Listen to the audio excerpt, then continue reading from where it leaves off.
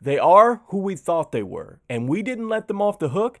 They dominated us and showed us who we really are as a basketball team. I'm talking about the Miami Heat and what they were able to do to the Chicago Bulls last night to secure the 8th and final seed in the Eastern Conference. In today's video, we are going to be talking about what occurred in Miami last night with the Chicago Bulls now being defeated and finishing 9th in the Eastern Conference. And we're going to be looking at the numbers in how the Chicago Bulls finished and what this will mean for their offseason. This is Rico Greenhowe. This is another episode of Bulls Digest. And before we jump into it, want to let you know that 85.2% of you guys that watch the videos are not subscribed to the channel. Make sure you hit that subscribe button so you can stay up to date with your latest news and happenings with your Chicago Bulls. Without further ado, guys, let's go ahead and jump into the hot topic, which is Bulls finish 9th in the Eastern Conference here. So Miami simply thrashed us last night in a lot of different ways, and I'm going to go ahead and bring up the box score so we can bring this thing home and put it into context. So looking at what the Miami Heat did to us, 112-91, the final score, but this box score doesn't talk about the physicality that Miami came with in last night's game. I thought that you really got a chance to see the heart of a champion. Shout out to Rudy Tomjanovich, used to be the coach of the Houston Rockets back in the day, and he said that when the Houston Rockets went back-to-back, and you see that with the Miami Heat. We were favored coming into this game, and I think a lot of people thought that we were going to have a chance, including myself. You know, I felt like with Jimmy Butler out, the Chicago Bulls, if they were to come out with the same intensity that they came out with in Atlanta, they were going to win this basketball game. Was it going to be tight? Absolutely. It's always going to be a tough dogfight against Miami, and it's going to be a game in which they're going to put you into the mud. But the fact that they were able to score 112 points on us, that was very disturbing, guys. I mean, these guys were scoring at will, and the first thing I want to look at in the box score is the three-pointers. They shot 14 of 33, shooting 42.4%. I told you guys a couple times on the channel that anytime a team goes over 11 three-pointers, generally we lose those games. So that's first and foremost. We did not defend against the three-pointer well at all. Next up, you're going to look at the rebounding totals, guys. These guys did a terrific job rebounding the basketball, and Spoelstra at one point in time called timeout because he was upset with the Miami Heat for not grabbing the basketball. Look at what our offensive rebounding totals were.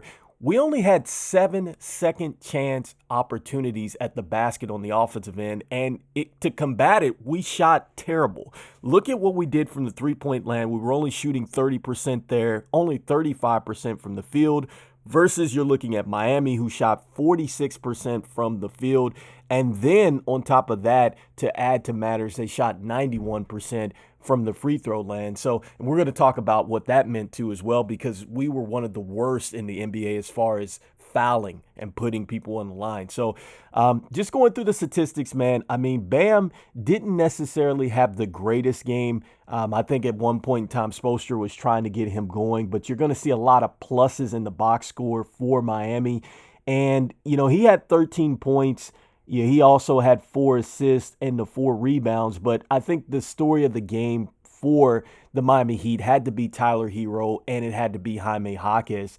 You know, with Tyler Herro, he was hurt in last year's postseason run, but he came out, and after the game, if you were looking at that on ESPN, on that telecast, he talked about wanting to bring the same effort that Jimmy Butler brings, with not necessarily affecting the game from just scoring, but he also wanted to impact the game in other categories, and that's exactly what he did.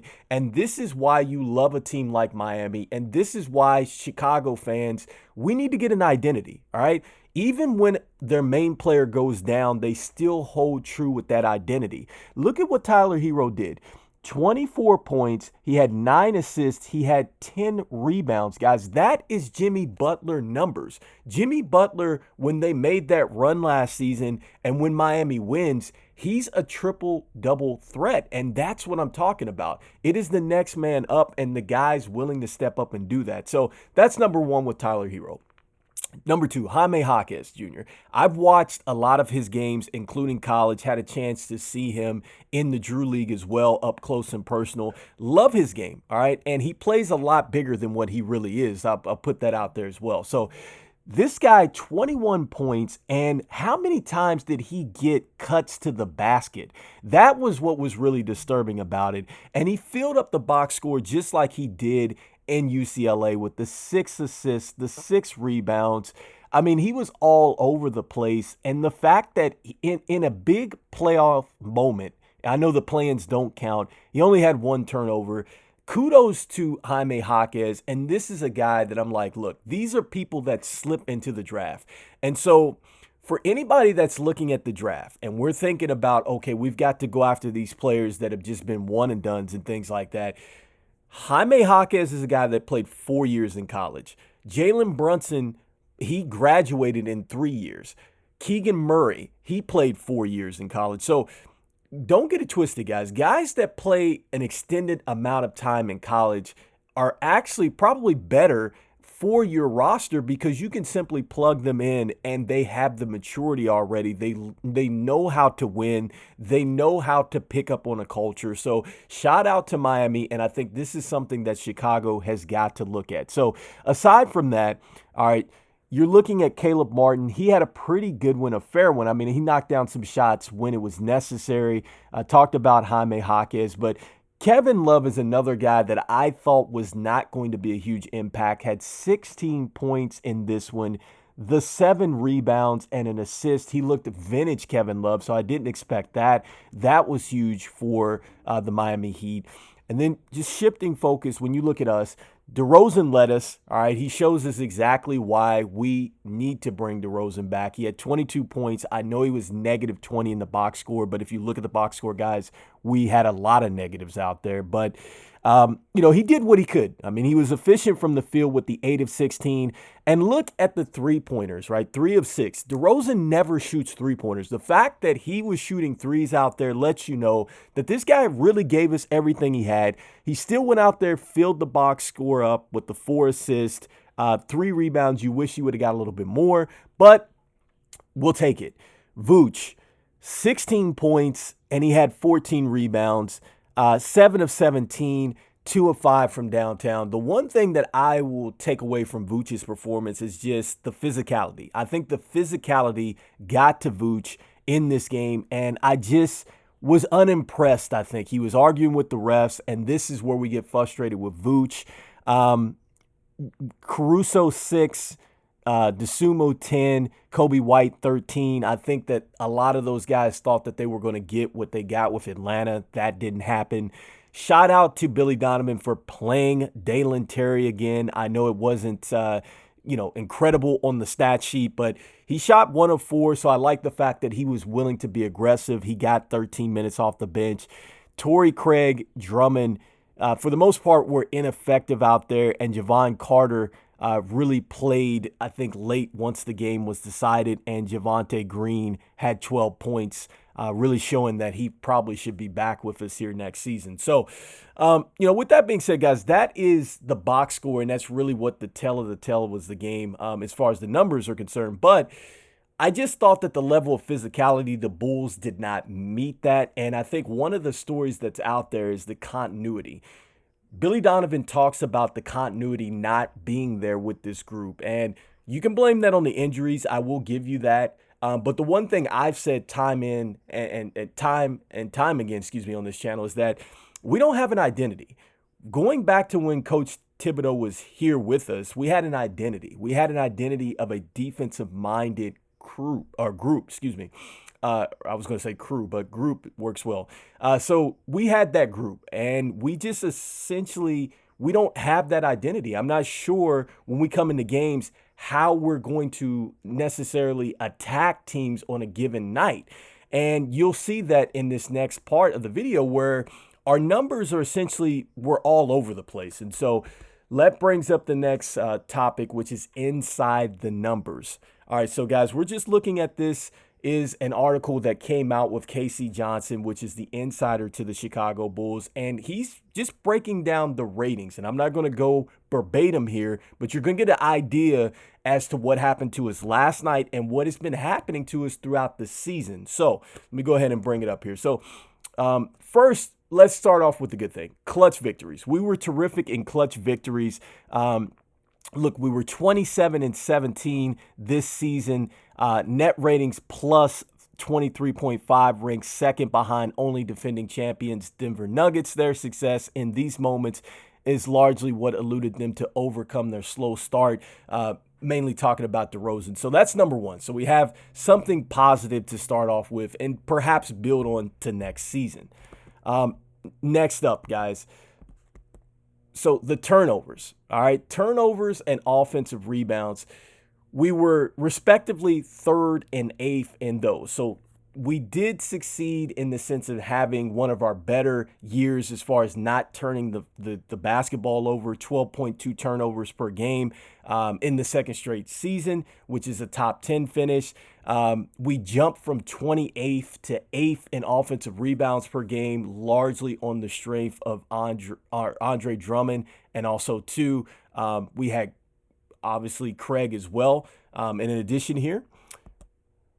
And so our defensive rating, we were 22nd in this. And so that was a huge drop off for us. I mean, we thought that we were going to get some defensive rating come back to us where it was going to be a lot better, especially since we had Torrey Craig. And then we also signed Javon Carter, which were a little bit more defensive minded players. And that didn't necessarily play out that way. I love the comment at the bottom here where Stacey King is always claiming that there's 5 Carusos on the court when in reality there was not. So we really struggled there.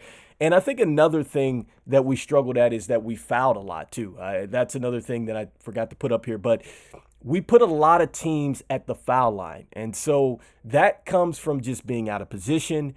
We played defense a lot with our hands. We didn't move our feet, and we were letting guys get to their bag often. So that was inside the numbers what the Chicago Bulls showed. Now, with that being said, what are we going to do in the offseason? Like, what changes need to be made? And so starting with DeMar DeRozan, I think that this is the first thing that we're going to have to address. Okay, DeMar DeRozan was clearly our leader on the court. I think that we're not going to find another player in the offseason via free agency that is going to replace what DeMar DeRozan does. Okay, DeMar DeRozan is a bucket getter. Even in a tough shooting night last night, he still led the way. All right, and I love the fact that he's unselfish. He's passing the ball. He had 4 assists out there, which lets you know that he's just not stuck on himself. And if you looked at this game in the first half and you were looking at it, depending on what the telecast you were looking at, I know on ESPN, Richard Jefferson was talking about how DeMar DeRozan was trying to find others first, and then he felt like he can go out there and get his buckets, and he did. So I think that DeMar DeRozan is a clear leadership piece that we need to bring back. All right, so starting with him. Next, Zach Lavine. I think that the Chicago Bulls saw that they can win without Zach Lavine. I know everybody on the team loves Zach Lavine, but in reality, to have Zach Lavine tie up this much salary, to be as injured as he was, and then to not be an impact necessarily on the defensive end, and then get locked into isolation basketball at times, I think that it's going to be best served for the Chicago Bulls to move on from him. The question is, do the Chicago Bulls move on for an expiring contract, or do they move on for pieces that can fit right now and get you into a winning situation? Those are the two scenarios that I think Chicago is going to have to juggle with. And it's unfortunate because now that Zach Lavine has gone down with an injury, I'm sure the trade value is probably not going to be as high. And for whatever reason, we keep wanting to involve him in these hypothetical trades to the Sacramento Kings, which I think make not a lot of sense considering how the Kings play. And then the fact that we would give up Alex Caruso doesn't make a whole bunch of sense to me. And so I think that we've got to figure something else out. I know there was another trade that was mentioned for Ben Simmons, which again was ridiculous. But when you think about it, getting Ben Simmons over there and then possibly buying him out maybe makes a whole bunch of sense, because I don't think that Ben Simmons is going to come back and be the player that he once was. And perhaps that may be what we have to do in order to unlock some financial hardship that we're going to run into by keeping him on the roster. Next up, we're going to have to figure out what are we going to do with Lonzo Ball. Lonzo is clearly on a timetable to come back. If you've looked at the videos and the articles where LeVar has actually made some statements that have matched up with Billy Donovan, so it seems like they're on the same page here. Hopefully he's not doing Rudy Poo workouts or he's going to be wearing raggedy shoes. That's what LeVar Ball had said. But in all seriousness, though, what are we going to get back from Lonzo Ball? And I've talked about it a couple times on this network, and that is, is Lonzo Ball going to come back and be a guy that can come off the bench and be like a Sean Livingston type of player that played for Golden State? Or is it going to be one of those stories where he's like Brandon Roy, who was once a Rookie of the Year, very good player, and he never came back the same again? So, I'm hoping that Lonzo gets back. We're all rooting for him as Chicago Bulls fans. I don't think that we're going to medically retire him, and I'm pretty sure he's going to pick up his option going into the last year of his contract or whatever that looks like. So, he's going to want to play. I would just say this, the odds are going to be against him. Nobody's come back from this knee injury that he's had supposedly. So that is a huge question mark for us. And, what is our insurance plan? If he comes back and he's not the same again, can we trade him out immediately? Would we be able to recoup some of that money? That's something the Chicago Bulls have to answer for themselves. And then lastly, the center position. I talked about Vooch and I talked about the physicality. There were times when Vooch did not match the physicality. And if you're looking at the playoffs right now, and say you're looking at, say, the Cleveland Cavaliers and you're looking at the Orlando Magic, guys, the Orlando Magic have three centers. They have Jonathan Isaac. They have Wendell Carter Jr. They have Franz Wagner. They have Mo Wagner, he's actually the center there, so sorry about that. But three centers, right? We have Sunoco, we had Andre Drummond, and we didn't even play them, right? Andre Drummond did not play 30 minutes. I don't remember a time when he literally played 30 minutes, and he should have played more minutes. And then Sunoco didn't even dress in last night's game. And that's really a question mark for me, because you have to be saying to yourself, even though Miami didn't have Jimmy Butler, if you just look through the roster, they had more height than us. So you should at least have dressed Sunoco. And even if Sunoco didn't play when the game could have been decided, why don't you play this guy to see what he has? There's a real chance that we might lose Andre Drummond in free agency. There's a chance that he's severely outperformed his contract, and I'm sure teams want him and they want him to play major minutes. Like, I can name a team right now that would love to have him as the starting center, and that's going to be the Memphis Grizzlies. I'm just saying, right now, the Memphis Grizzlies would love to have him as a starting center. So we didn't even play a guy that might have been a steal in last season's draft, which is very disappointing to me. And we've talked about Coach Billy Donovan and not playing the youth and what he's going to do there. This is a clear indication that you've got to play the youth, and you've got to go with a guy that can bring a lot more physicality out there. We can figure out a way to get another 6'10" guy on the roster or somebody that can stretch the floor, but that type of physicality, you got to make sure you play it if you have it. And Billy Donovan has got to make sure that he starts to play guys like Sunoco. And if we're going to lock up Drummond, we're going to need to play him as well. So those are some of the question marks going into this thing. And then as far as the draft is concerned, look, the draft is considerably weak at this point in time. We're probably going to be locked into getting a guard. I think, in my opinion, if we're going to go with a draft pick this year. There is a couple forwards that I've kind of looked at that I said that might possibly be a good fit for us, like another guy that I haven't mentioned yet. I like Dalton Knecht, a guy out of Tennessee. I think a lot of people are kind of he has similarities to like a Wally Zerbiak or almost to like a Cal Korver type of player. So a guy that has some size, a guy that can help us there at the small forward position, depending on what we're going to do with Patrick Williams, which is another thing that I want to kind of throw out there. What are we going to do with Patrick Williams? Is Patrick Williams going to come back and be effective? Especially if we get rid of Lavine, he's going to have a lot of minutes out there.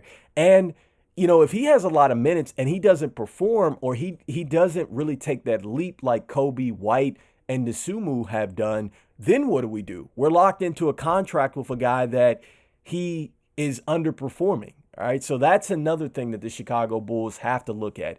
And I think either way you look at this, guys, we are locked into some changes. All right, I think that there has to be some changes.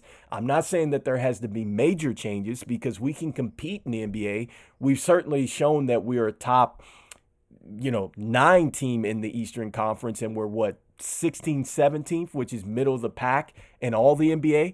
But to get past that point, we're going to have to shake it up. We're going to have to let go of a star. We're going to have a draft pick, or we're going to have a couple pieces come in via free agency or trade to take us to the next step, guys. So I've lived through these moments where we had Michael Jordan, we've had Scottie Pippen, we had Ben Gordon, Rusty LaRue, Tyson Chandler, Eddie Curry, Marcus Fizer. Like I've gone through a lot with this team, and this team is not the worst team out there, but it's right there. It just needs to make some tweaks to move forward.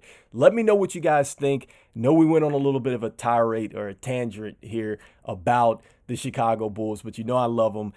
So what do you guys think? Are we going to go ahead and address this center position? Are we going to go ahead and do it in the draft? Does DeRozan come back? Do you believe in Patrick Williams? What do you think about the numbers that I've shown out there? Is this something that we can really improve on? Can we stop fouling as much? Can we defend the three-point line better? Can we shoot the ball a little bit better? Are we going to find that? Is Billy Donovan a guy that has to go? Let me know in the comments, guys. I know the season is over, but we will definitely be back with some more content. Once again, as usual, go Bulls. I'll see you guys on the next one. Peace.